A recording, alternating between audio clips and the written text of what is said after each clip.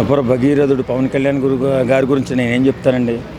ఆయన అద్భుతమైన ఆలోచనలు చేసుకుంటూ రాష్ట్రాన్ని అభివృద్ధి చేసుకుంటూ అట్టడుగు వర్గాలు ఉన్నటువంటి ప్రజలను కాపాడమే కాకుండా జంతు జీవాలు కూడా ఎలాంటి ఇబ్బంది పడకూడదని ప్రతి గ్రామ శివార్లలోని అలాగే అడవుల్లోని గుట్టల్లోని కూడా వాటర్ టబ్బులు కట్టడం జరిగింది. పెద్దది మా ఊర్లో నేను చూశాను.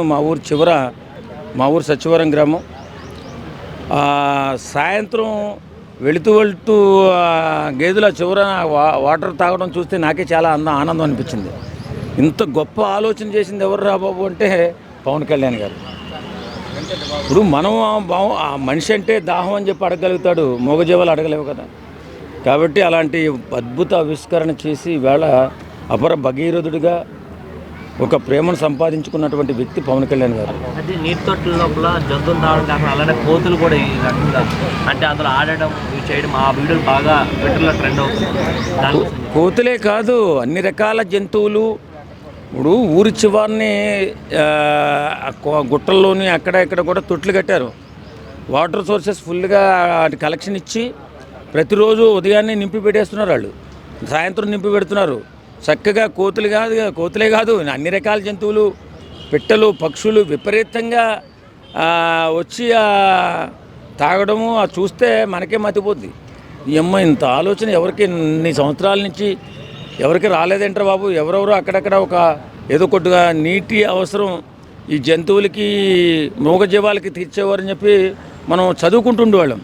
పలానా వ్యక్తి పలానా చోట నీళ్లు పోసి అక్కడ వాటర్ లేని చోట జంతువులను కాపాడుతున్నాడని. కానీ ఆంధ్ర రాష్ట్రం మొత్తాన్ని కూడా ఆ గొప్ప ఆలోచన చేసి అలా దేవుడిగా నిలిచిపోయాడు పవన్ కళ్యాణ్ గారు. హెడ్స్ ఆఫ్ పవన్ కళ్యాణ్ గారు, మీరు ఇలాగే అద్భుతమైన కార్యక్రమం. అయ్యే కాకుండా డ్రైనేజ్ మ్యాజిక్ డ్రైనేజ్ అని చెప్పి రైగట్టారు.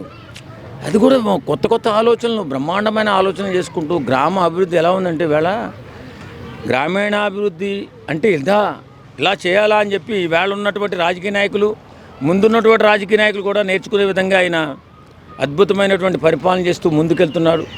ఆయనకి భగవంతుడు ఆశీస్సులు ఎల్లప్పుడూ ఉండాలి పవన్ కళ్యాణ్ గారికి.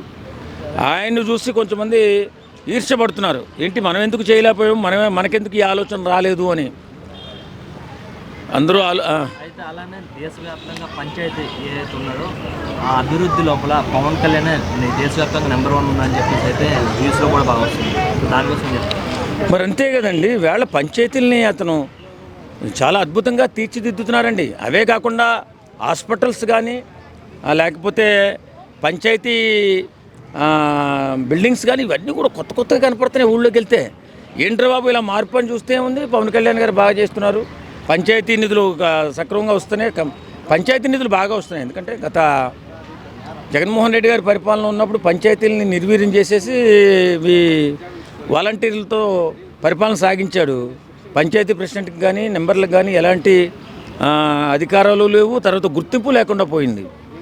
ఇప్పుడు వచ్చిన తర్వాత ప్రతి ప్రెసిడెంట్ కూడా కాలు వేసుకుని నేను గ్రామ సర్పంచ్ని చెప్పుకునే విధంగా పంచాయతీలకు నిధులిచ్చి ఎక్కడా కూడా ఎలాంటి కొరత లేకుండా విద్యుత్ కొరత కానీ అలాగే డ్రైనేజ్ కొరత కానీ అలాగే గ్రామాలలో ఉన్నటువంటి గ్రామ శివారులో ఉన్నటువంటి నీటి తొట్లు కానీ పెద్దగా కట్టి ఇప్పుడు ఎలా అయిపోయిందంటే అద్భుతంగా అయిపోయి గ్రామాలు అవుతున్నాయి. ఇంకా జరుగుతుంది నిజంగా. అది కూడా ఇప్పుడు దేశంలోనే 5వ స్థానంలో 5 బహుమతులు సంపాదించినటువంటి ఏకైక వ్యక్తి పంచాయతీరాజ్లో పవన్ కళ్యాణ్ గారు ఒక్కరే. చాలా చక్కగా చేస్తున్నాడు. చాలా ఆనందంగా ఉంది. ఎందుకంటే అలాగే ఉండాలి పరిపాలకుడు. ఇలాంటి వ్యక్తులను చూసి, పవన్ కళ్యాణ్ లాంటి వ్యక్తులను చూసి ఇంకో 10 మంది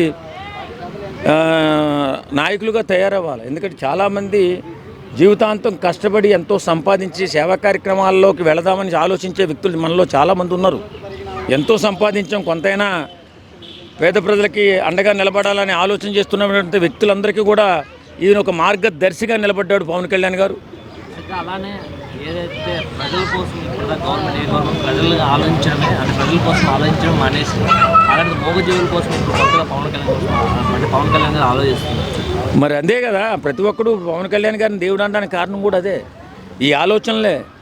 అదే కాకుండా ఏదైనా అవసరం ఉందంటే సొంత డబ్బులు తీసుకుని సొంత డబ్బులు ఖర్చు పెట్టి చేసే నాయకుడు ఎవరున్నారండి ఇప్పుడు? పవన్ కళ్యాణ్ గారు తప్ప. ఈ మధ్యకాలంలో రాజకీయ నాయకులు దోపిడీలు చేసుకుంటూ 100 కోట్లు ఖర్చు పెట్టామా, 1000 కోట్లు సంపాదించామనా అని ఆలోచన కలిగినటువంటి దుర్మార్గమైన నాయకులు ఎక్కువ మంది ఉన్నారు. కానీ పవన్ కళ్యాణ్ గారి లాంటి నాయకులు చాలా కొద్దిమంది ఉన్నారు. వాళ్ళందరికీ కూడా దిక్చూసిలా ఈవేళ పవన్ కళ్యాణ్ గారు దేశానికే కనపడుతున్నాడు. కాబట్టి అలాంటి మహానుభావులు రావాలి. గ్రామాలు పల్లెలు కూడా ఆకలితో ఏ ఒక్కరూ కూడా పడుకోకూడదు, అలాగే మూగజీవాలు కూడా ఇబ్బంది పడకూడదని ఆలోచన చేసినటువంటి ఒక గొప్ప నాయకుడు, మంచి మనసున్న వ్యక్తి మా పవన్ కళ్యాణ్ గారు.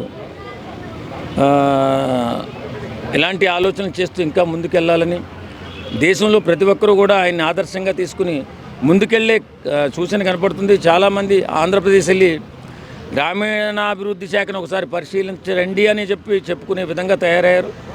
చాలా సంతోషం. ఆయన నమ్మినటువంటి ప్రజలకి వమ్ము చేయకుండా అద్భుతంగా పరిపాలన చేసుకుంటూ ముందుకెళ్తున్న పవన్ కళ్యాణ్ గారు దినదిన ప్రవర్ధమానమై ఎదిగి అత్యున్నత స్థానానికి ఎదగాలని మనస్ఫూర్తిగా కోరుకుందాం.